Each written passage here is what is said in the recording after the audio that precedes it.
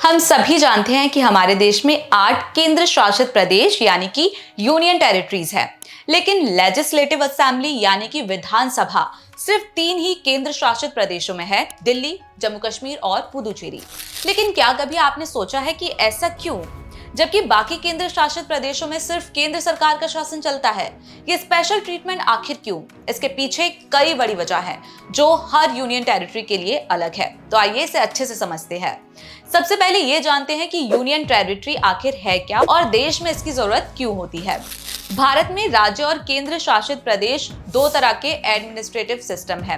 राज्यों के पास अपनी सरकार होती है, लेकिन केंद्र शासित प्रदेश सीधे केंद्र सरकार के अंतर्गत आते हैं।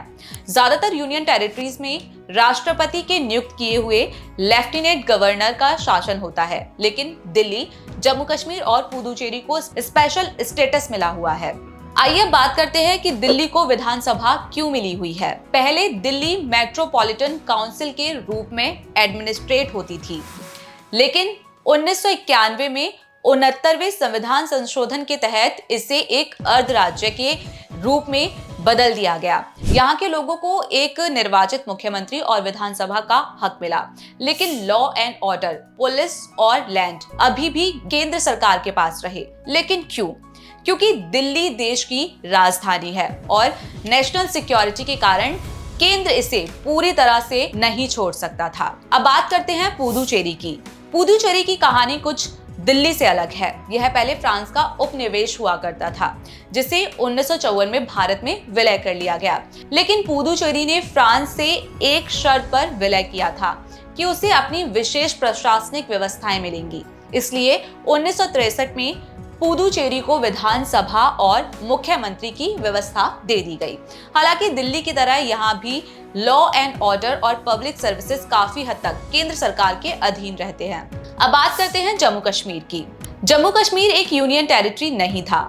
जम्मू कश्मीर 2019 में 370 हटने के बाद से यूनियन टेरिटरी बना, लेकिन लद्दाख और जम्मू कश्मीर को अलग अलग यूनियन टेरिटरीज में बांटा गया। लद्दाख के पास विधानसभा नहीं है, लेकिन जम्मू कश्मीर को विधानसभा मिली। लेकिन क्यों?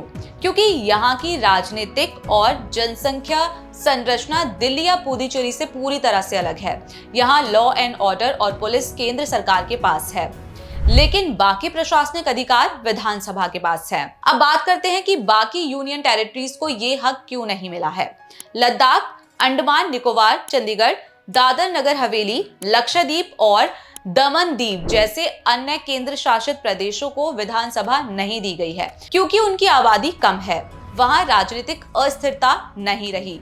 केंद्र सरकार के डायरेक्ट कंट्रोल में एडमिनिस्ट्रेशन आसान रहता है।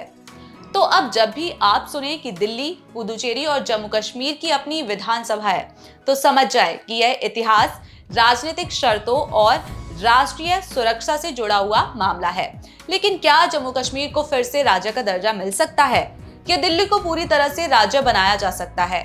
आपका क्या विचार है? कमेंट्स में जरूर बताएं और वीडियो को शेयर करें, ताकि लोगों को इस इंटरेस्टिंग फैक्ट्स के बारे में ज्यादा जानकारी हो सके। अगर आपको ये वीडियो पसंद आया हो तो इसे लाइक करें और साथ ही चैनल को सब्सक्राइब करना ना भूलें।